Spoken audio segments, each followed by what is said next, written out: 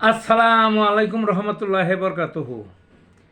তো বন্ধুগণ, আশা করি আল্লাহ পাকের রসিম রহমতে সকলেই সহি সালামত আছেন।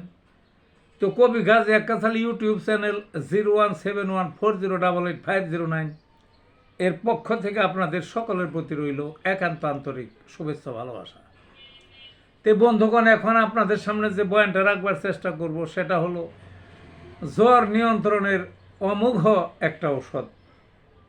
জ্বর নিয়ন্ত্রণের বুঝতেই তো পারতেছেন, অর্থাৎ জ্বর যখন নিয়ন্ত্রণহীন, এত বাইরে গেছে বা এত বাইরে যা কোনো কমে টমে না, কোনো উপায় অন্তর নাই, এরকম একটা অবস্থা। কি করবেন? অনেকে কয় হোমিওপ্যাথিক দেরি করে না। এখন যে ওষুধটার নাম বলবো এটা খাইবেন এইভাবে, দেখবেন যে অল্প সময়ের মধ্যেই জ্বর পড়া নিয়ন্ত্রণ হয়ে আসবে এবং আস্তে আস্তে সেরে যাবে। কি ওষুধটার নাম? সেটা হলো কেলি ফস 6X পাওয়ারের কেলিফস 6X।